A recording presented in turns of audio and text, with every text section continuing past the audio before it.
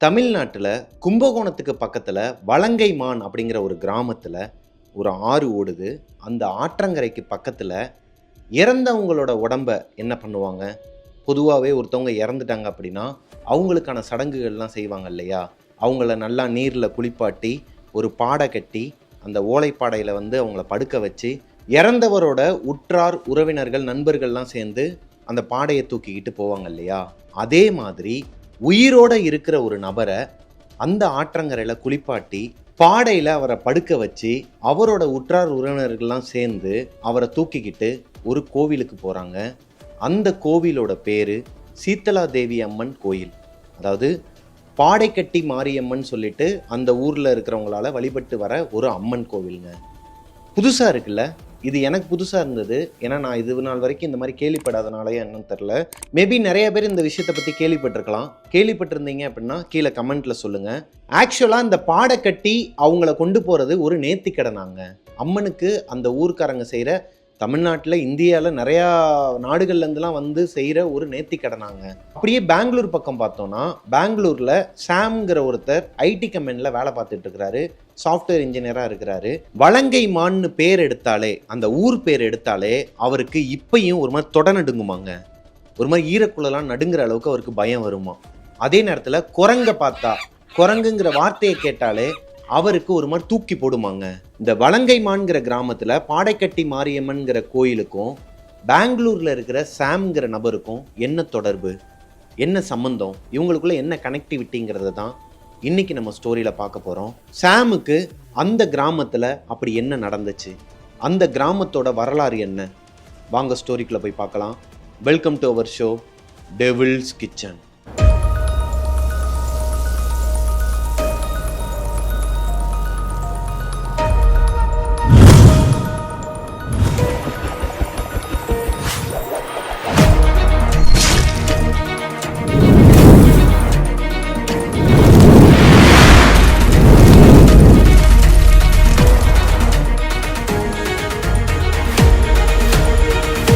Hello ghosties, நான் உங்களோட பிரபாகரன். வலங்கைமான், கும்பகோணத்துக்கு பக்கத்தில் இருக்கிற வலங்கைமான்கிற கிராமத்தில் காத கவுண்டர் கோவிந்தம்மாள் தம்பதியினர் வாழ்ந்துட்டு வராங்க. ஒரு ஆற்றுப்படுகைக்கு பக்கத்திலேயே ஒரு குடிசை வீடு தான் அவங்களோட வீடு.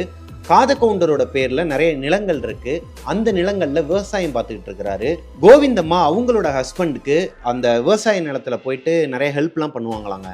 நிறைய ஹெல்ப் பண்றது மட்டும் இல்லாம அதுல விளையிற பொருட்கள் எல்லாம் தின்பண்டங்களாக்கி சந்தையில போய் வித்துட்டுலாம் வருவாங்களாம். கோவிந்தம்மாள், காத கவுண்டர், இவங்க ரெண்டு பேருக்கும் வாழ்க்கை இப்படியே சீரா தாங்க போயிட்டு இருந்திருக்கு. சின்ன குடிசை வீடா இருந்தாலும் விவசாய நிலத்துல விவசாயத்தை பார்த்துக்கிட்டு அதுல விளையிற பொருட்களை வச்சு தின்பண்டங்கள்லாம் வியாபாரம் பண்ணி ரெண்டு பேரும் சந்தோஷமா தாங்க வாழ்ந்துகிட்டு இருந்திருக்கிறாங்க. ஒரு நாள் நைட்டு இடி மின்னலோட மழை பெஞ்சிக்கிட்டு இருக்கு. அப்போ காலையில இருந்து ஈவினிங் வரைக்கும் விவசாயம் பார்த்துட்டு வந்த காத கவுண்டர் நல்ல டயர்ட்ல இருக்கிறாரு, படுத்து தூங்கிட்டு இருக்கிறாரு அந்த இடி மின்னல் மலையில. கோவிந்தம்மாள் மட்டும் அழுதுகிட்டு உட்கார்ந்துருக்கிறாங்க. என்ன காரணம்னா, இவங்க கிட்ட எல்லாமே இருந்தும், அதாவது வாழ்றதுக்கு தேவையான எல்லா விஷயங்களும் இருந்தும் ஒரு குழந்தை இல்லையே, குழந்தை பாக்கியம் இல்லைன்னு சொல்லிட்டு இவங்களை சுத்தி இருக்கிறவங்களா இருக்கட்டும், அவங்க ஃபேமிலியில இருக்கிறவங்களா இருக்கட்டும், எல்லாருமே இவங்கள ஒரு மாதிரி பேச ஆரம்பிச்சிருக்கிறாங்க. அஸ் யூஸ்வல் குழந்தை இல்லாத எல்லார் வீட்லையும் என்னென்ன பேசுவாங்களோ அதைத்தான் கோவிந்தம்மாளை பார்த்து அந்த ஊரே பேசி இருக்குது. குழந்தை வரம் கேட்டு எம்பெருமான் சிவபெருமானை அவங்க வழிபட்டுட்டு வந்துட்டு இருந்திருக்கிறாங்க. வழிபட்டுட்டு வந்துட்டு இருக்கும்போது ஒரு நாள் குடமுருட்டி ஆற்றங்கரைன்னு சொல்லிட்டு ஒரு ஏரியாவில், அந்த ஆற்றங்கரையில் காலை கழுவிட்டு தான் வருவாங்களாம் எப்பவுமே அங்கே வியாபாரம் பார்த்துட்டு. அப்படி அவங்க வியாபாரம் பார்த்துட்டு அந்த ஆத்தங்கரையில் காலை கழுவிட்டு இருக்கும்போது ஒரு குழந்தை அழுகிற சத்தம் கேட்டுருக்குதுங்க. அந்த குழந்தை அழுகிற சத்தத்தை கேட்டு பின்தொடர்ந்து இருக்கிறாங்க. போய் பார்த்தா அடைக்கலம் காத்த ஐயனார் சொல்லிட்டு அந்த ஆற்றங்கரைக்கு பக்கத்திலே ஒரு கோயில் இருக்குமா. அந்த கோவிலுக்கு உள்ள அந்த குழந்தையோட அழுகை சத்தம் கேட்குது. அங்க போய் பார்த்தா ஒரு குழந்தை இருந்திருக்குதுங்க. ஒரு 6 வயசு குழந்தை, பெண் குழந்தை அங்க அழுதுகிட்டு நின்றுட்டு இருந்திருக்கிறாங்க. கோவிந்தம்மா அந்த பொண்ணுகிட்ட போய், யாருமா நீ, எதனால இங்க அழுதுகிட்டு இருக்கேன்னு சொல்லும் போது அந்த பொண்ணு எதுவுமே சொல்லாம கோவிந்தம்மாவை கட்டி பிடிச்சிக்கிறாங்க. குழந்தையே இல்லாம குழந்தை வரம் கேட்டுதான் சாமி கிட்ட வேண்டிக்கிட்டு இருக்கிறாங்க கோவிந்தம்மா. இப்போ இந்த குழந்தைய பார்த்த உடனேயும் அவங்களுக்கு, இந்த குழந்தைய நம்ம வளர்க்கக்கூடாது, நம்ம வீட்டுக்கே தூக்கிட்டு போயிடலாம். ஏன்னா அந்த பொண்ணு அழுதுகிட்டே இருக்குதே ஒழிய யார் அப்பா அம்மாங்கிறதுலாம் தெரியல. சரி, அப்போ அவங்க பக்கத்தில் இருந்தவங்கலாம் அழுதுகிட்டு இருக்கும்போது வந்திருக்கிறாங்க, அந்த ஊர்க்காரங்களாம் வந்திருக்கிறாங்க, அந்த கோயிலில் இருக்கவங்களும் வந்திருக்கிறாங்க. அவங்க கிட்ட சொல்லிட்டு, நான் இந்த குழந்தைய தூக்கிட்டு போறேன், நான் வளர்த்துக்கிறேன், இன்னிலேருந்து இவ என்னோட குழந்தை. அங்கன இருந்த ஊர் மக்களுமே சரி ஓகேம்மா, ஏன்னா கோவிந்தம்மாளை எல்லாருக்குமே தெரியும், குழந்தை இல்லாத குறைக்கு நீ இந்த குழந்தைய வச்சு வளர்த்துக்கம்மா, இது அந்த கடவுளே உனக்கு கொடுத்த குழந்தையா நினைச்சுக்க பின்னாடி உங்களோட பேரண்ட்ஸ் யாருன்னா தேடி வந்தாங்கன்னா நம்ம பேசிக்கலாம், அதுக்கப்புறமா பேசிக்கலாம்னு சொல்லி அவங்க கிட்ட ஒப்படைக்கும் போது அந்த ஊரோட நாட்டாம குதிரை வண்டியில் அங்கே வந்து இறங்குறாருங்க. என்னடா இங்கே ஒரு மாதிரி சலசலப்பாக இருக்குது, என்ன விஷயம்னு சொல்லி கேட்கும்போது இந்த மாதிரி ஒரு குழந்தை வந்துச்சுங்கய்யா, அழுதுட்டு இருந்துச்சு. கோவிந்தம்மா வந்து எனக்கு குழந்தை இல்லை, நான் அந்த குழந்தைய வளர்த்துக்கிறேன்னு சொல்லிட்டு கூட்டு போகிறாங்க. நாட்டாமைக்கு இந்த குழந்தைய பார்த்தோன்னே என்ன தோணுச்சுன்னு தெரில, ஒரு மாதிரி தெய்வீக கடாட்சமாக இருந்திருக்குது இந்த குழந்தை. இந்த குழந்தைய பார்த்ததுமே அதெல்லாம் முடியாது, நான் கூட்டு போகிறேன் இந்த குழந்தைய, அவருக்குமே குழந்தைகள் கிடையாது, நான் கூட்டு போகிறேன், என்னோட வீட்டில் போய் வச்சு வளர்க்குறேன், இந்த பொண்ணு வந்து ராஜ வாழ்க்கை வாழ வேண்டியவ, உன்னைய மாதிரி குடிசையில் வந்து வாழணும்னு நினைக்கிறியா, அந்த குழந்தையோட நல்லதுக்கு தான் சொல்கிறேன், நான் கூப்பிட்டு போகிறேன் என் வீட்டுக்குன்னு சொல்லிட்டு அந்த 6 வயசு குழந்தைய குதிரை வண்டியில் உட்கார வச்சு நாட்டாம அவரோட வீட்டுக்கு கூட்டு போயிடுறாருங்க. கோவிந்தம்மாவால் இந்த விஷயத்தை ஏற்றுக்கவே முடியலை. அவங்களுக்கு அழுகையாக வருது. வீட்டுக்கு போயிடுறாங்க. வீட்டுக்கு போய் அழுதுகிட்டே இருக்கிறாங்க. அவங்களோட கணவர் வந்து கேட்குறாரு என்னம்மா ஆச்சுன்னு சொல்லும்போது, அடைக்கலம் காத்த ஐயனார் கோயிலில் ஒரு குழந்தைய பார்த்தேங்க, இந்த மாதிரிலாம் நடந்துச்சுன்னு சொல்லி எல்லாத்தையும் சொல்கிறாங்க. அவர் சொல்கிறாரும்மா, இதெல்லாம் நியாயமே கிடையாது, அந்த குழந்தை யாரோட குழந்தைனே தெரியாதுங்கிற, எதுக்குமா வம்பு, பேசாமல் வா தூங்கலாம்னு சொல்லிட்டு அன்றைக்கி சமாதானப்படுத்தி தூங்க வச்சிடுறாருங்க. அன்னைக்கு நைட்டு ஒரு 12:30 மணி அளவில் மறுபடியும் இடி மின்னலோட மழை பெய்யுதுங்க. இடி மின்னலோட மழை சத்தம் கேட்டதுக்கு அப்புறமா கோவிந்தம்மா எந்திரிச்சிடுறாங்க. எந்திரிச்சு வெளியே போயிட்டு இந்த ஓலையில் பின்னி வச்சுருப்பாங்களாம், அதெல்லாம் வச்சு அவங்களோட பானைகள், இந்த தின்பண்டங்கள்லாம் காலையில் செய்கிறதுக்கு உண்டான பொருட்கள்லாம் வச்சுருப்பாங்க இல்லையா, அதெல்லாம் மறைச்சி வைக்கிறாங்க, மழை தண்ணி படாமல் மறைச்சி வைக்கிறாங்க. கோவிந்தம்மா வெளியே இருக்கிற அந்த பண்டபாத்திரங்கள்லாம் மூடி வச்சுட்டு அவங்க வீட்டுக்குள்ளே போகிறதுக்கு முன்னாடி வெளியே பார்த்தா ஒரு குழந்தை, இவங்க கோவிலில் பார்த்தா அதே குழந்தை, அந்த 6 வயசு குழந்தை பார்க்கறதுக்கே ஒரு மாதிரி பயங்கரமாக பயமுறுத்தும் வகையில் இல்லாமல் ஒரு மாதிரி பார்க்கறதுக்கே அமானுஷ்யமாக இருக்குது. அந்த குழந்தை முழிச்சுக்கிட்டு அங்கே நின்றுட்டு இருக்குது. அது இவங்க வீட்டிலேருந்து ஒரு 50 மீட்டர் தொலைவில் நின்றுட்டு இருக்குதான். அந்த குழந்தைய பார்த்ததுமே கோவிந்தம்மா வேமா ஓடி போய், ஏமா நீ ஏமா இந்நேரத்தில் இங்கே வந்த, இங்கெல்லாம் வரக்கூடாதுமா, நீ அவர் வீட்டுக்கே போயிரு அப்படிங்கிற மாதிரி சொல்கிறாங்க. இப்போ இந்த நேரம் பார்த்து உள்ளே தூங்கிட்டு இருந்த கோவிந்தம்மாவோட கணவர் வெளியே வராருங்க. கோவிந்தம்மா அங்கே யார்கிட்ட பேசிகிட்டு இருக்க, மலையை கொட்டுற மலையில் என்ன உனக்கு வெளியே வேலை, வா உள்ளே வா, உனக்கு ஜலதோஷம் வந்துச்சுன்னா யார் பார்க்குறதுன்னு சொல்லிட்டு கிட்டக்க வந்து கூப்பிடும்போது, எங்க இல்லைங்க இந்த குழந்தைன்னு சொல்லிட்டு திரும்பி இருக்கிறாங்க. அங்கே பார்த்தா அந்த குழந்தை இல்லை. கோவிந்தம்மா தன்னோட கணவர்கிட்ட சொல்கிறாங்க, எங்க இங்கே அந்த குழந்தை வந்துச்சுங்க, நான் கோயிலில் பார்த்தேன்னா அந்த குழந்தை வந்துச்சு, அதுகிட்ட தான் பேசிக்கிட்டு இருந்தேன், இப்போ திடீர்னு பார்த்தா காணும்னு சொன்னால் அவர் நம்பலை. ஏமா என்னமாச்சு உனக்கு, நீ அந்த குழந்தையே நினச்சிக்கிட்டு இருக்கியா, சரி விடு, வா வந்து தூங்கு, வா நம்ம பார்த்துக்கலாம், அந்த நினப்பிலே இருக்கனால தான் உனக்கு இந்த மாதிரிலாம் வருது, கற்பனை பண்ணிக்காத வான்னு சொல்லி படுத்து தூங்க வச்சிருக்கிறாருங்க அவங்கள சமாதானப்படுத்தி. அன்னைக்கு நைட்டே அந்த நாட்டாமையோட வீட்டில் அவர் தூங்கிட்டு இருக்கிறாரு. அவரோட வீட்டில் அவர் நல்லா படுத்து தூங்கிட்டு இருக்கிறாரு. ஊஞ்சல்ல நடு வீட்டில் ஹாலில் தான் வந்து ஊஞ்சல் கட்டியிருப்பாங்களாம். பண்ணையார் வீடு எப்படி இருக்கும் அதே டைப்பில் ஒரு ஊஞ்சலில் படுத்து தூங்கிட்டு இருக்கிறாரு. இப்போ அந்த 6 வயசு குழந்தை கையில் கத்தியோட பண்ணையாருக்கு முன்னாடி, அதாவது அந்த நாட்டாமைக்கு முன்னாடி அவரை குத்துற மாதிரி வெறி கொண்டு கண்ணுலாம் ஒரு மாதிரி ரெட்டாகி அவரை கொல்றதுக்கு நிற்கிற மாதிரி அவருக்கு ஒரு கனவு வந்திருக்குதுங்க. தப்புன்னு முழிச்சிருக்கிறாரு. பதறி அடித்து எந்திரிச்சா, என்னடா அது உண்மையாகவே நடந்துச்சா, இல்லை இது நம்மளோட கற்பனையா, இல்லை கனவா, இப்படி பல குழப்பத்தில் இருந்திருக்கிறாரு. சரி போய் பார்த்துடலான்னு சொல்லிட்டு அந்த குழந்தை தூங்கிட்டு இருக்க ரூமில் போய் பார்த்துருக்கிறாரு. அந்த குழந்தை நல்லா படுத்து தூங்கிட்டு இருந்திருக்கிறாங்க. இது சரியில்லையே, இந்த குழந்தை வந்த நேரமே சரியில்லையே, ஒரு மாதிரி கெட்ட கெட்ட கனவாக வருது. அன்னைக்கு நைட்டு முழுக்க அந்த நாட்டாம தூங்கவே இல்லைங்க. ஒரு மாதிரி மனக்குழப்பத்திலே இருந்திருக்கிறாரு. எப்போ அந்த அடைக்கலம் காத்த ஐயனார் கோயிலேருந்து அந்த 6 வயசு குழந்தைய இவர் கூட்டு வந்தாரோ, நாட்டாமையோட ஊர்ல ஏகப்பட்ட நோய்கள் பரவ ஆரம்பிச்சிருக்குதுங்க. அவங்க ஊர்ல இந்த கோழிகள்லாம் எதனால சாகுதுன்னே தெரியாம அனாமத்தா செத்து போய் கிடந்திருக்குதுங்க. மாடுகளுக்கு பால் வரவே இல்லையா, பால் கறக்கவே முடியலையா, மாடுகளுக்கு வந்து பால் வரல.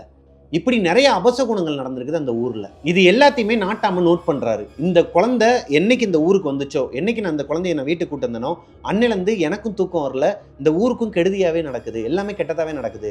அப்போதான் இந்த நாட்டாம ஒரு முடிவு பண்றாரு. இந்த குழந்தைய தூக்கிட்டு போய் அங்க ஒரு பொண்ணு அன்னைக்கு கேட்டுட்டு இருந்தா இல்லையா, அவ பேர் என்னன்னு சொல்லிட்டு அக்கம் பக்கத்துல விசாரிக்கிறாரு. கோவிந்தம்மா, இந்த மாதிரி தின்பண்டங்கள்லாம் வியாபாரம் பண்றவ, அவங்களோட ஹஸ்பண்ட் வந்து இந்த மாதிரி விவசாயம் பார்த்துட்டு இருக்கிறாரு. நாட்டாம விசாரிச்சுக்கிட்டு இருந்த இந்த நேரத்திலேயே அவங்க ஊர்ல இந்த கால்நடைகள் எல்லாமே ஒவ்வொன்றா சாக ஆரம்பிக்குதுங்க. ஊர்ல தொற்று பரவ ஆரம்பிக்குது. நிறைய பேருக்கு அம்மை நோய் வருது. அம்மை நோயினால இறந்தும் போயிடுறாங்க. ஏன் இவ்வளவு அபசகுணங்கள் நடக்கணும், ஒருவேளை இந்த குழந்தையால இல்லாம வேற எதனா கெட்ட நேரமா இருக்குமோன்னு சொல்லிட்டு கும்பகோணத்துல இருந்து ஒரு ஜோதிடரை வர வைக்கிறாருங்க. அவர் என்ன சொல்றாருன்னா, இந்த குழந்தைய பார்த்துட்டு, இந்த குழந்தை இங்க இருக்க வேண்டிய குழந்தையே கிடையாது, இது எங்க போய் சேரணுமோ அங்கதான் இருக்கணும், நீங்க தப்பு பண்ணிட்டீங்க, இந்த குழந்தைய நீங்க ஊருக்குள்ள கூட்டு வந்திருக்க கூடாது, இந்த குழந்தைய எங்க கூப்பிட்டு வந்தீங்களோ அதே இடத்துல கொண்டு போய் விட்டுருங்க அப்படிங்கிற மாதிரி சொல்றாருங்க. இப்போ நாட்டாமைக்கு கன்ஃபார்மே ஆயிடுச்சு. இந்த குழந்தை வந்ததுலேருந்து தான் இவருக்கு தூக்கம் கிடையாது, கால்நடைகள்லாம் ஒவ்வொன்றா செத்து போக ஆரம்பிக்குதுங்க. அதே நேரத்தில் ஊர்லேயும் நிறைய பேர் இறக்க ஆரம்பிக்கிறாங்க அம்மை நோயால். ஸோ வேலையை அந்த 6 வயசு குழந்தைய கூப்பிட்டுக்கிட்டு கோவிந்தம்மாவோட வீட்டுக்கு போறாரு நாட்டாம. கோவிந்தம்மா தின்பண்டங்கள் எல்லாத்தையும் சமைச்சுக்கிட்டு இருக்கிறாங்க, ரெடி பண்ணிட்டு இருக்கிறாங்க அந்த அதிகாலை பொழுதுல. இப்போ ஒரு குதிரை வண்டி வெளியே வந்து நிக்கிற சத்தம் கேட்குது. என்னடான்னு சொல்லிட்டு எட்டி பார்த்தா அந்த குழந்தை மறுபடியும் உங்களோட வீட்டு வாசல்ல வந்து நிக்குதுங்க. இது கனவா தான் இருக்கும், இல்லை கற்பனையாக தான் இருக்கும்னு சொல்லிட்டு கோவிந்தம்மா அவங்களோட வேலையை பார்க்க போகும்போது அந்த குழந்தை வேகமாக ஓடி வந்து கோவிந்தம்மாவை கட்டி பிடிச்சிக்குது. இப்போ அவங்களால உணர முடியுது இது கற்பனை கிடையாது, உண்மைதாங்கிறத. பின்னாடியே பார்க்குறாங்க, அந்த நாட்டாமே வந்துடுறாரு. நடந்த விஷயங்கள் எல்லாத்தையும் சொல்லாமல், இந்த குழந்தை உன் வீட்டில் தான் இருந்தாகணும், அதுதான் வந்து விதி, நான் வந்து தெரியாதனமாக தூக்கிட்டு போயிட்டேன், இன்னையிலேருந்து இது உன்னோட குழந்தை தான், நீயே வச்சு வளர்த்துக்க அப்படிங்கிற மாதிரி கையெடுத்து கும்பிட்டுட்டு அங்கேருந்து கிளம்பி போயிடுறாருங்க அந்த குழந்தைக்கு டாட்டா காட்டிட்டு. இந்த சம்பவம் நடந்துட்டு இருக்கும்போது காத கவுண்டரும் வந்துடுறாரு வீட்டுக்கு. ஃபைனலி அந்த குழந்தை கோவிந்தம்மா கிட்டேயே வந்து சேர்ந்துடுறாங்க. கோவிந்தம்மாவுக்கு செம்ம சந்தோஷங்க. ஆஹா, நமக்கு குழந்தை வரம் கேட்டு ஈசன் கிட்ட முறையிட்டோம், அவராக கொடுத்த ஒரு தெய்வ குழந்தை தான் இந்த குழந்தைன்னு சொல்லிட்டு அவங்களுக்கு சீத்தலா தேவின்னு சொல்லிட்டு பேர் வைக்கிறாங்க. அந்த 6 வயசு பொண்ணுக்கு சீத்தலா தேவிங்கிற பேர் வச்சது மட்டும் இல்லாமல் அந்த ஊரில் இருக்கிற எல்லாருக்குமே, அதாவது இந்த பொண்ணு வந்ததுக்கு அப்புறமா இந்த ஊரே செழிப்பாக இருந்திருக்குதுங்க. இந்த ஊரில் என்னென்ன நோய்கள்லாம் இருந்துச்சோ எல்லா நோயும் சரியாக இருக்குது. கோவிந்த கவுண்டருக்கு மட்டும் இல்லாமல் அந்த கிராமத்தில் இருக்க எல்லாருக்குமே விவசாயம் செழிச்சிருக்குதுங்க. சீத்தலா தேவி வந்த நேரம் தான் அந்த கிராமத்துக்கே ஒரு விடிவு காலம் பிறந்திருக்குது. எல்லா நோயும் சரியாயிடுச்சு, எல்லாமே செழிப்பாக இருக்குது. இந்த கிராமமே செழிப்பானனால அந்த பொண்ணை 6 வயசு குழந்தைய அந்த ஊரே தெய்வமாக பார்க்க ஆரம்பிச்சிருக்கிறாங்க. கோவிந்தம்மா மட்டும் இல்லாமல் அந்த ஊரே செம ஹாப்பியாக இருந்திருக்கிறாங்க. ஆனால் இந்த நேரத்தில் சீத்தலா தேவிக்கு ஒரு அம்மை நோய் வருதுங்க, தொற்று அம்மை வருது. அந்த அம்மையினால அவங்க ரொம்பவே பாதிக்கப்படுறாங்க. அவங்களால எந்திரிக்க கூட முடியாமல் வேப்பிலையில் தான் அவங்கள படுக்க வச்சிருக்கிறாங்க. அவங்களுக்கு மருந்துலாம் போடுறது, வேப்பிலையை விசிறி விடுறது, இப்படியே அவங்களுக்கு எவ்வளவுதான் பக்குவம் பார்த்தாலும் அதுலேருந்து அவங்க வெளியே வர மாதிரி இல்லைங்க. கோவிந்தம்மா மருத்துவச்சி வீராயின்னு சொல்லிட்டு ஒருத்தவங்கள கூப்பிட்டு வந்து சீத்தலா தேவிக்கு மருந்துலாம் போடுறாங்க. என்னதான் மருந்து போட்டாலும் பக்குவம் பார்த்தாலும் சீத்தலா தேவி இறந்துடுறாங்கங்க. அவங்க இறக்கும்போது அவங்களுக்கு வயசு 7.5 வயசு குழந்தை பரிதாப நிலையில் அவங்க அம்மாவையும் அப்பாவையும் பார்த்து சிரிச்சுக்கிட்டே இறந்து போயிடுச்சுங்க. எப்படி இருக்கும் கோவிந்தம்மாவுக்கும் அவங்களோட கணவருக்கும்? கோவிந்தம்மா சீத்தலா தேவியை ஒரு கடவுளாக தான் பார்த்துட்டு இருக்கிறாங்க. தன்னோட குழந்தை, அதை மீறியும் அவங்க ஒரு கடவுள் அப்படிங்கிற பட்சத்தில் அவங்கள எரிக்காமல் அவங்க வீட்டுக்கு பின்னாடியே குழி தோண்டி புதைச்சிடுறாங்க. புதைச்சது மட்டும் இல்லாமல் மேலே மணல் திட்டுகளால் ஒரு அமைப்பு வச்சு அதில் மஞ்சள் குங்குமம்லாம் வச்சு அவங்கள கும்பிடவும் ஆரம்பிக்கிறாங்க. கொஞ்ச நாட்கள் அப்படியே கழியுதுங்க. எந்த தாயால் தன்னோட குழந்தை இறந்ததை ஏற்றுக்க முடியும், அதுவும் இந்த மாதிரியான ஒரு சூழ்நிலையில்? ஸோ காத கவுண்டரும் கோவிந்தம்மாளும் இதை மறக்க முடியாது. இருந்தாலும் இதுலேருந்து கொஞ்சம் விலகலான்னு சொல்லிட்டு பாத யாத்திரை போயிடுறாங்க. காத கவுண்டர் யாத்திரை போறதுக்காக வெளியே போறதுனால சுப்பையாங்கிற அவரோட நண்பர்கிட்ட தன்னோட நிலத்தை பாத்துக்கிறதுக்கான பொறுப்பை ஒப்படைச்சிட்டு போறாருங்க. ஒரு நாள் நைட்டு சரியான மழையாங்க. இந்த மலையில அந்த வரப்பு வெட்டன்னு சொல்லுவாங்க. சுப்பையா அவசர அவசரமா தன்னோட வீட்டுல இருந்து ஓடி வந்துடுறாரு இவரோட நிலத்துக்கு. இந்த டைம்ல சுப்பையாவோட மனைவி நரமாச கர்ப்பிணியா இருக்கிறாங்க. அவங்களுக்கு வலி வருது. வலி வந்ததுக்கு அப்புறமா தாங்க முடியாம அவங்க கத்தி அழுக ஆரம்பிக்கிறாங்க. பக்கத்துல இருந்த மருத்துவச்சி வீராயி அவங்க அழுகிற குரல் கேட்டு உள்ள வந்து பார்த்தா நரமாச கர்ப்பிணி டெலிவரி பெயின்ல கத்திக்கிட்டு இருக்கிறாங்க. என்ன பண்றதுன்னு தெரியாம அவங்க வேலையை பார்க்க ஆரம்பிச்சிட்டாங்க. ஒரு வழியா குழந்தையும் பிறந்துருது. சுப்பையாவோட மனைவி அப்படியே மயக்கமாயிடுறாங்க. குழந்தை அழுகவே இல்லை. பார்த்தா குழந்தை இறந்து பிறந்திருக்குதுங்க. இப்போ மருத்துவச்சி வீராய்க்கு என்ன பண்றதுன்னு தெரியாம கொற்ற மலையில அந்த இறந்து போன குழந்தையோட சடலத்தை தூக்கிக்கிட்டு சீதலா தேவி அம்மாவோட அந்த கல்லறையில வந்து அவங்கள புதைச்சாங்க இல்லையா, அந்த இடத்துல அவங்களுக்கு மேலே வச்சு வேண்டிக்கிட்டு இருக்கிறாங்க. அம்மா, எப்படியாச்சும் இந்த குழந்தைய காப்பாத்திருத்தாயி, நீ தான் காப்பாற்றணும் அப்படின்னு சொல்லி வேண்டுறாங்க. ரொம்ப நேரம் ஆகியும் அந்த குழந்தைக்கு எந்த ரெஸ்பான்ஸுமே இல்லை, அழுகவும் இல்லை. அந்த குழந்தைக்கு உயிரும் வராத காரணத்தினால அவ்வளவுதான், இந்த குழந்தை வந்து இறந்துருச்சு. அது மட்டும் இல்லாமல் இந்த குழந்தைக்கு அம்மை நோயும் வந்திருக்குதுங்க. இதுக்கு மேலே இந்த குழந்தை இங்கே வச்சிருக்க கூடாது, ஏன்னா அம்மை வந்து ஊர் முழுக்க பரவிடும்னு சொல்லிட்டு ஒரு நல்ல எண்ணத்தில் அந்த இறந்து போன குழந்தையோட சடலத்தை தூக்கிக்கிட்டு இடுகாட்டுக்கு போகிறாங்க வீராயி. குழியவும் தோண்டிடுறாங்க. குழியை தோண்டி அந்த குழந்தைய தூக்கும்போது அந்த குழந்தை சீதலா தேவி அம்மாவோட அருளால் உயிர் பெற்று அழுக ஆரம்பிச்சிருக்குதுங்க. அந்த குழந்தைக்கு உயிர் வந்துருச்சு. அதே மாதிரி மேலே இருந்த அந்த அம்மையும் மறைஞ்சிருது. அடுத்த நாள் காலையில் அந்த குடமுருட்டி ஆற்றங்கரையில் நிறைய பேர் குளிச்சுட்டு போவாங்களாங்க. அப்படி குளிச்சுட்டு போற பெண்கள்ல ஒருத்தருக்கு அருள் வந்து ஆடி இருக்கிறாங்க கோவிந்தம்மாவோட வீடை தாண்டி போகும்போது. அதாவது கோவிந்தம்மா வீட்டுக்கு முன்னாடியே சீதலா தேவி அந்த குழந்தை இருக்காங்க இல்லையா, அவங்கள புதைச்சு வச்சிருக்காங்க இல்லையா, அங்கனுக்குள்ளேயே சாமியாடி ரொம்ப அருள் வந்து ஆவேசமா, நான் தாண்டி மாரியம்மா, நான் வந்து உங்களெல்லாம் காப்பாத்துறதுக்காக இந்த ஊருக்கு குழந்தை வடிவில் வந்தேன், என்னைய வந்து வழிபடுறவங்களுக்கு நான் வந்து நல்லது செய்வேன் அப்படிங்கிற மாதிரி சொல்லிட்டு அப்படியே மயக்கம் போட்டு விழுந்திருக்கிறாங்க. காலப்போக்கில் அதே இடத்துல கோவிலும் எழுப்பப்படுது. வலங்கைமான்கிற கிராமத்துல இப்படி ஒரு கோவில் இருக்குதுங்க. இதுதான் அந்த கோவிலோட வரலாறு. ஆக்சுவலா இந்த வரலாறை நான் உங்களுக்கு ஷார்ட் அண்ட் ஸ்வீட்டா சொன்னனால வேகமா சொல்லிட்டேன். இது இன்னுமே ஆழமா சொல்லணும்னா நிறைய விஷயங்கள் இருக்கு. அதை நம்ம தனியா ஒரு வீடியோவாவே பார்க்கலாம். இப்போ இந்த சீதலா தேவி அம்மன் கோயில் இருக்கு இல்லையா, மாரியம்மன் கோயில் இருக்கு இல்லையா வலங்கைமான்ல, இந்த அம்மாவுக்கு நிறைய விதங்கள்ல பரிகாரங்கள் பண்ணுவாங்களாங்க. இங்க வந்தவங்களுக்கு எல்லாருக்குமே நல்லது நடந்திருக்குதான். இப்போ வரைக்குமே குழந்தை வரம் இல்லாதவங்க அங்க போயிட்டு இருந்தாங்கன்னா குழந்தை வருமா, அங்க எடைக்கெடை நாணயம் கொடுப்பாங்களாம். இப்படி ஏகப்பட்ட பரிகாரங்கள்ல ஒண்ணுதான் பாடைக்கட்டி வழிமுறை. பாடைக்கட்டி வழிமுறைங்கிறது அங்க ரொம்பவே பிரசித்தி பெற்ற ஒண்ணாங்க. பங்குனி மாசத்துல 9 நாள் திருவிழா நடக்குமா. 8வது நாள் திருவிழா இந்த பாடைக்கட்டி திருவிழாவா கொண்டாடப்படுமாங்க. அதாவது உயிரோடு இருக்கிற ஒரு மனுஷர், அவருக்கு அவங்க வீட்டில் இருக்கவங்களா இருக்கட்டும், இல்லை அவருக்கா இருக்கட்டும், ரொம்ப உடம்பு முடியாமல் போய் சாகுற நிலைமைக்கு போவாங்க இல்லையா, அப்படி இறந்து போகிற நிலைமையில இருக்கிறவங்க இந்த அம்மாவுக்கு இந்த காணிக்கையை செலுத்துறேன்னு சொல்லி வேண்டிக்கிட்டாங்கன்னா அவங்க சரியாயிருவாங்களாங்க. ஏகப்பட்ட பேர் அரசு அதிகாரிகளாக இருக்கட்டும், அந்த சுற்று வட்டாரத்தில் இருக்க எல்லாரா இருக்கட்டும், இந்தியாவிலேருந்து வெளிநாடுகள்லேருந்துலாம் நிறைய பேர் வர ஆரம்பிச்சிருக்கிறாங்க அந்த கோவிலுக்கு. இப்போ இந்த கதையை கேட்டதுக்கு அப்புறமா நானே ஒரு நாள் குடும்பத்தோட போயிட்டு வரலாம்னு தான் இருக்கிறேன். எனக்கே ஒரு மாதிரி புல்லரிச்சிருச்சுங்க இந்த வரலாறை கேட்கும்போது. அந்த ஊர்க்காரங்க எத்தனை பேர் இதை பார்த்துட்டு இருக்கீங்கன்னு தெரில. பார்த்துட்டு இருந்தீங்க அப்படின்னா கீழே கமெண்ட்டில் உங்களோட ஃபீட்பேக்கை சொல்லுங்கள். ஆக்சுவலாக நான் ஃபுல் அண்ட் ஃபுல் சொல்லலை அந்த வரலாறை. நான் பாதி ஷார்ட் அண்ட் ஸ்வீட்டாக தான் சொல்லியிருக்கிறேன். இப்போ இந்த வலங்கைமான்கிற ஊரில் இருக்கிற பாடைக்கட்டி அம்மன் கோவிலுக்கும் பெங்களூரில் இருக்கிற சாம்ங்கிற ஒரு நபருக்கும் என்ன தொடர்பு வாங்க பார்க்கலாம். ஸ்டெஃபின், சாம் இவங்க 2 பேரும் ஒரு கிறிஸ்டின் ஃபேமிலிங்க. ஸ்டெஃபின்ங்கிறவர் தான் எனக்கு அவங்க லைஃப்பில் நடந்த, அதாவது அவர் தம்பிக்கும் அவருக்கும் நடந்த இந்த உண்மை சம்பவத்தை எனக்கு இன்ஸ்டாகிராமில் அனுப்பியிருந்தாரு.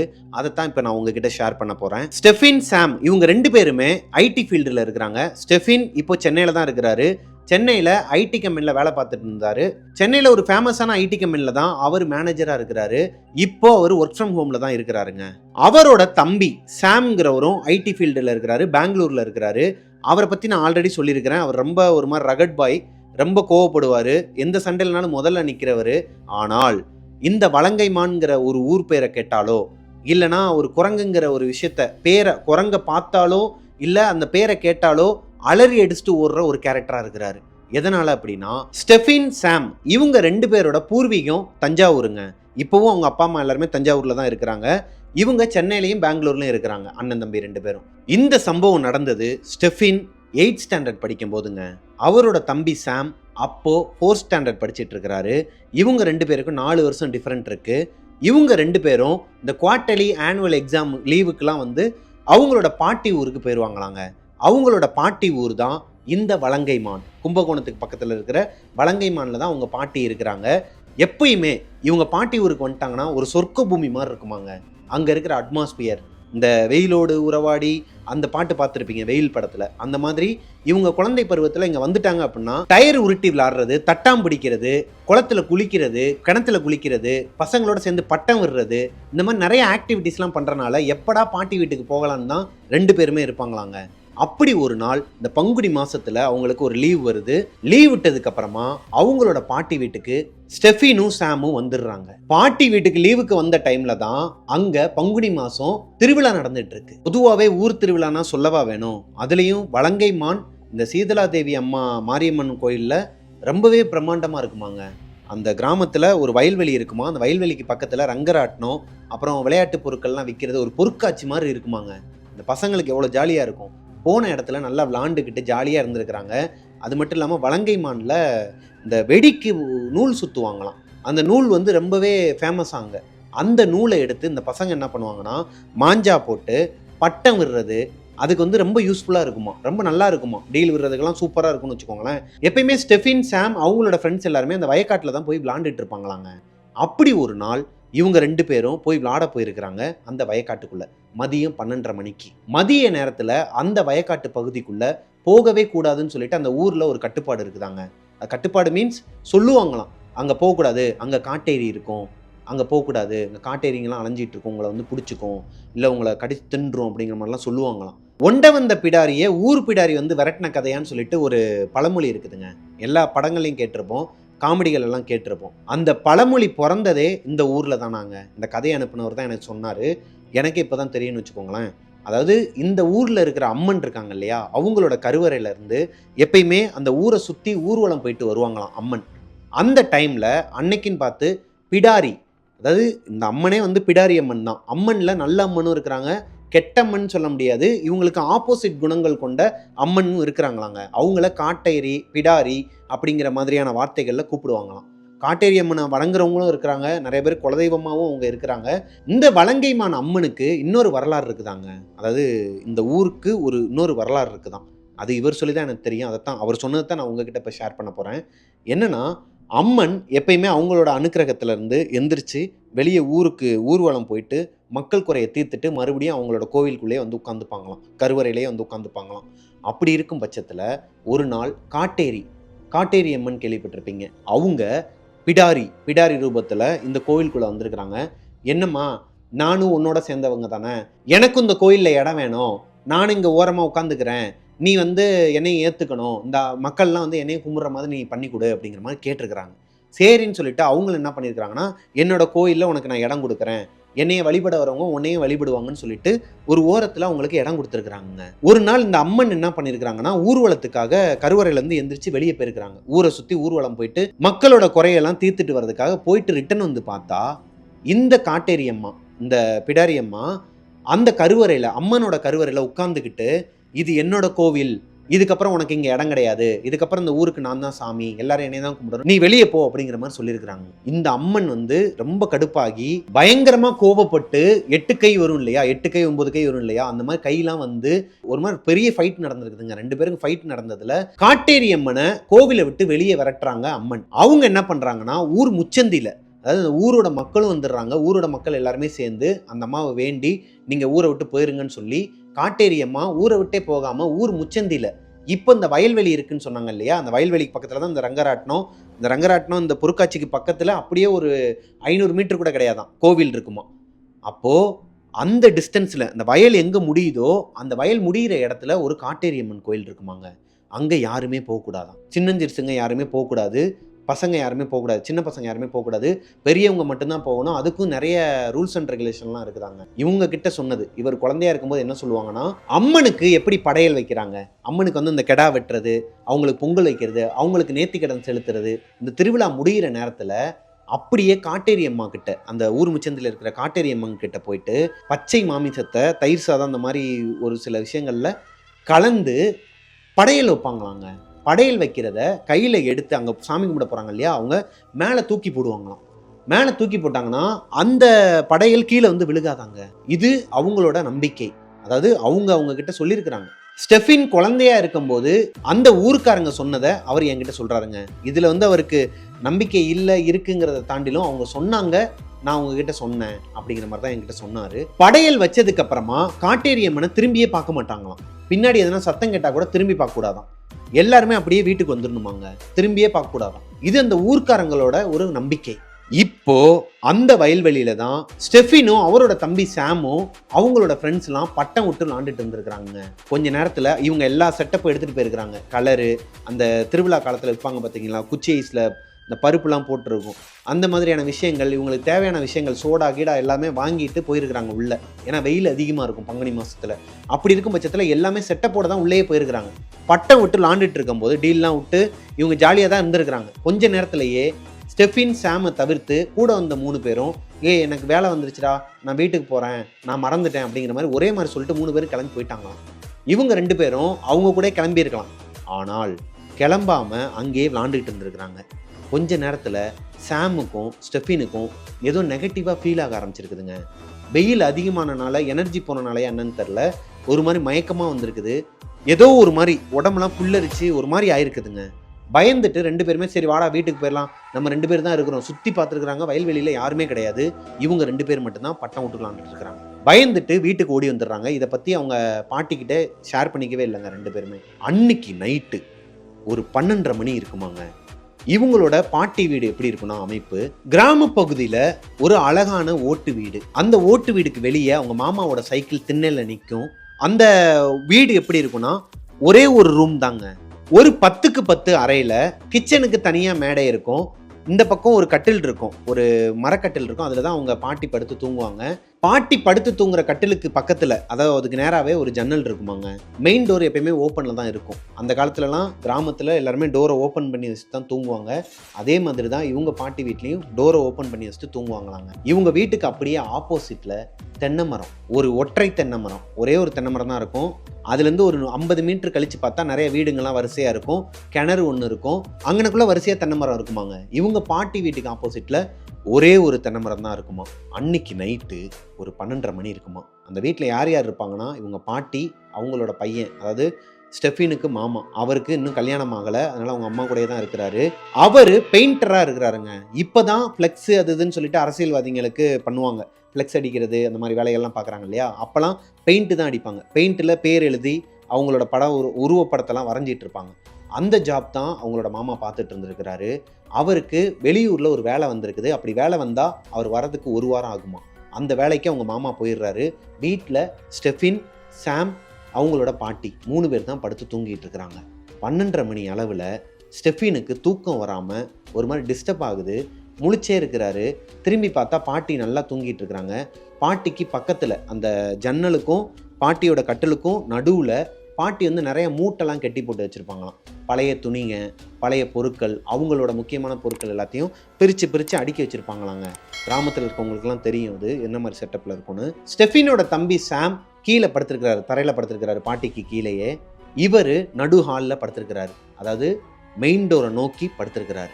2 பேரையும் பார்த்துட்டு பொழுது போகாமல் லைட்டாக இப்போ போர்வை பொத்திருக்கிறாரு. முழுசாக பொத்தலை, இங்கே ஷோல்டர் வரைக்கும் பொத்திருக்கிறாருன்னு வச்சுக்கோங்களேன். இப்போ நான் தான் ஸ்டெஃபின்னு வச்சுக்கோங்களேன். நல்லா போர்வை இவ்வளோ தூரம் இழுத்து முடிட்டு இப்படி தலையில் கையை வச்சுக்கிட்டு தூக்கமே வராமல் நான் எதையோ ஒன்று யோசிச்சுக்கிட்டு இருக்கேன்னு வச்சுக்கோங்களேன். நாளைக்கு என்ன விளாட்லாம், பாட்டிக்கிட்ட எவ்வளோ காசு ஆட்டையை போடலாம், என்ன போய் வாங்கி சாப்பிட்லான்னு சொல்லிட்டு நான் யோசிச்சுட்டு இருக்கும்போது என்னோடய சைடு கண்ணில் ஏதோ ஒரு விஷயம் படுது. நான் டக்குன்னு திரும்பி பார்க்குறேன். திரும்பி பார்த்தா அந்த தென்னை மரம், அந்த ஒற்றை தென்னை மரம் சொன்னேன் இல்லையா, ரொம்ப டிஸ்டன்ஸ்லாம் இல்லை. இவங்க வீட்டுக்கும் தென்னை மரத்துக்கும் ஒரு 200 மீட்டர் 300 மீட்டர் தான் இருக்குமாங்க. நேராக பார்த்தாலே தெரியுமா. அந்த தென்னை மரத்துக்கு பின்னாடி இருந்து ஒரு கருப்பு உருவம். அது ஃபுல் அண்ட் ஃபுல் கருப்பு உருவம் கிடையாது. அங்கங்கே ரெட்டாக இருக்குதாங்க. ரத்தத்தை தெளிச்சா அப்படி இருக்கும். மேலே உடம்பு முழுக்க முடியாக இருக்குதான். கருப்பாக முடி இருக்குது. அந்த உருவமும் ஒரு மாதிரி கருப்பாக தான் இருக்குது. அங்கங்கே ரெட்டாக இருக்குதாங்க. கண்ணு மட்டும் வெள்ளையாக இருக்குதான். கண்ணு வந்து இந்த குண்டு பல்ப்பு இருக்குது பார்த்துருக்கீங்களா, அந்த 0 வாட்ஸ் பல்ப்பு இருக்கு இல்லையா, அது 2ஐயும் கண்ணில் வச்சா அப்படி இருக்கும். அந்த அளவுக்கு பிரைட்டாக கூர்மையாக முறைச்சி பார்த்துட்டு இருக்குதாங்க ஒரு உருவம். எட்டி பார்த்துட்டு இருக்குதான். எட்டி பார்த்துட்டு இருக்கத இப்போ இவர் பார்த்துடுறாரு. ஸ்டெஃபினுக்கு ஒரு மாதிரி அள்ளு இல்லையாங்க. எப்படி இருக்கும் அவருக்கு? ஸ்டெஃபினுக்கு இந்த மாதிரி விஷயங்கள்லாம் நம்பிக்கை கிடையாது. அவர் ஜீசஸ் மேலே ஒரு பெரிய ஒரு பக்தியில் இருக்கிறவர். அப்பேற்பட்ட ஒருத்தர் இந்த மாதிரி ஒரு விஷயத்தை பார்த்தோன்னையும் அவருக்கு என்ன மாதிரி தோணும்? திரும்பி பார்க்குறாரு. தம்பி நல்லா தூங்கிட்டு இருக்கிறான், அவங்க பாட்டியும் நல்லா தூங்கிட்டு இருக்கிறாங்க. ஐயோ நம்ம தனியாக மாட்டிக்கிட்டோமா, இப்போ வந்து அது நம்மளை கொன்றுமா, ஏதோ ஒன்றும் தெரிஞ்சிருச்சு, இது பேய் தான். இந்த ஊரில் ஏகப்பட்ட கதைகள் சொல்லப்படுது. இந்த கதைகள் எல்லாமே ஸ்டெஃபினுக்கும் தெரியும். ஏன்னா ஸ்டெஃபினோட பாட்டி சொல்லுவாங்க, அக்கம் பக்கத்தில் இருக்கவங்கலாம் சொல்லுவாங்க, அவங்க கூட விளையாடுற ஃப்ரெண்ட்ஸு சொல்லி கேள்விப்பட்டிருப்பார். இப்போ எல்லாமே அவருக்கு ரீகால் ஆகுதுங்க. ஐயோ அந்த வயல்வெளியில் நம்ம விளாடுறதுக்கு முன்னாடியே சொல்லாமல் விளாண்டுட்டு இருக்கும்போது தானே சொன்னாங்க, இங்கே இருந்தால் காட்டேரி வந்துடும், உங்களை வந்து கடி தின்றும் அப்படி இப்படின்னு சொல்லி பயம்படுத்தினாங்களே, ஒருவேளை காட்டேரி தான் வந்துருச்சா, நம்ம வீட்டுக்கு முன்னாடி காட்டேரி தான் நிற்குதான்னு சொல்லிட்டு அவருக்கு ஹார்ட் பீட் ரைஸ் ஆகி என்ன பண்ணுறதுன்னு தெரியாமல் போர்வையை இழுத்து மூடி படுத்துடுறாருங்க. கண்ணை மூடி தூங்குறதுக்கு ட்ரை பண்ணும்போது அவரால் தூக்கம் வர மாட்டேங்குது. இப்போது ஒரு சத்தம் கேட்குது. வீட்டுக்கு வெளியே ஒரு சத்தம் கேட்குது. யாரோ ஒருத்தர் நடக்கிற சத்தம். கண்ணை திறந்து அந்த போர்வையை மெதுவாக ஓப்பன் பண்ணி பார்த்தா தென்னை மரத்துக்கு பின்னாடி இருந்த அந்த உருவம் இப்போ இவரோட வீட்டு வாசல்ல நிற்குதாங்க. வீட்டுக்குள்ளே வரல. வீட்டுக்குள்ளே வராமல் எட்டி பார்க்குதான். இப்படியே ரைட்லேயும் லெஃப்ட்லேயும் மாறி எட்டி பார்க்குதான். அது எங்கே பார்க்குதுன்னு பார்த்தா அவரோட தம்பியவும் அவங்களோட பாட்டியவும் தான் பார்க்குதான். இதை பார்த்துட்டு இன்னுமே அவருக்கு ஒரு மாதிரி பயம் வருது. இன்னொரு சந்தேகம், ஏன் வந்து தென்னை மரத்துலேருந்து வீட்டு வாசல் வரைக்கும் வந்தது, வீட்டுக்குள்ளே வரல, என்னவா இருக்குன்னு சொல்லிட்டு யோசிக்கிறாரு. அப்போதான் மேலே பார்க்குறாரு. இவர் படுத்திருக்காரு இல்லையா, அந்த ஹாலில் தலைக்கு மேலே பார்த்தா ஜீசஸோட ஃபோட்டோ, அந்தோனியாரோட ஃபோட்டோ. எல்லா மதம் எல்லா சாமி மேலேயும் நம்பிக்கை வச்சுருக்கவங்க தான் அவங்களோட பாட்டி. அப்படி இருக்கும் பட்சத்தில் ஜீசஸ் ஃபோட்டோ இருக்கிறனால தான் இந்த காட்டேரி உள்ளே வரலையா? சரி ஓகே, அப்போ நம்ம சேஃபாக தான் இருக்கோம், நம்ம படுத்து தூங்கிடலாம் அப்படின்னு சொல்லிட்டு தூங்குறாருங்க. தூங்குறதுக்கு ட்ரை பண்ணுறாருங்க. போர்வையை ஃபுல்லாக பொத்திட்டு தூங்குறதுக்கு ட்ரை பண்ணும்போது ஐயோ அது வந்துருச்சு, அது இங்கே தான் இருக்குது, அது போக சொல்லுன்னு சொல்லிட்டு ஒரு அழுகை குரலுங்க. என்னடா அது? இவருக்கு ஒரு மாதிரி பதற ஆரம்பிச்சிருச்சு. என்னடா அது, ஒருவேளை அதுதான் குரல் மாற்றி பேசுதா, நம்மளை வெளியே வர வைக்கிறதுக்காக மிமிக்ரிலாம் பண்ணுதான்னு சொல்லிட்டு ஒரு மாதிரி பயப்படுறாரு. இல்லை, இதில் நம்ம மாட்டிக்க கூடாது, நிறைய விஷயங்கள் நம்ம கேள்விப்பட்டிருக்கோம். ஏன்னா குழந்தைங்களுக்கு கதை சொல்கிறவங்க நிறைய விஷயங்கள் சொல்லுவாங்க அந்த கிராமத்தில் இருக்கவங்க. அது எல்லாமே இவருக்கு ரீகால் ஆகி நம்ம போகக்கூடாது, அதோட வலையில மாட்டிடக்கூடாதுன்னு சொல்லிட்டு படுத்து தூங்குறாருங்க. அதாவது கண்ணை மூடி தூங்குறதுக்கு ட்ரை பண்ணுறாருங்க. கை கால்லாம் உதற ஆரம்பிக்குது அவருக்கு. ஸ்டெஃபின் ஒரு கட்டத்துக்கு மேலே கண்ணை முழிச்சு போர்வையை எடுத்து பார்க்குறாருங்க. ஏன்னா அது அவரோட தம்பியோட குரல். சாம் தான் கத்தி அழுதுகிட்டு இருக்கிறாரு. அவர் தம்பியோட குரலோட சேர்த்து அவங்களோட பாட்டியோட குரலும் கேட்குது. சாம் என்னடா ஆச்சு, ஏண்டா என்னடா பார்த்த, ஐயோ ஒன்னுலடா செல்லம்னு சொல்லிட்டு அவங்களோட அழுகை குரலும் கேட்டதுக்கு அப்புறமா ஸ்டெஃபின் போர்வையை எடுத்துட்டு அவங்க கிட்ட போய் கேட்குறாருங்க. என்னாச்சுன்னு சொல்லி கேட்குறாரு. இவருமே அவங்க பாட்டி கிட்ட சொல்ல வராரு, நானுமே ஒரு கருப்பு உருவத்தை பார்த்தேன், அது வந்து உடம்பெல்லாம் முடியா இருந்துச்சு, ஒரு மாதிரி கோரமாக இருந்துச்சு, கண்ணெல்லாம் பிரைட்டாக இருந்துச்சு, நடந்ததை சொல்லலான்னு போகும்போது அவரோட தம்பி எதையோ பார்த்து பயந்துட்டான்.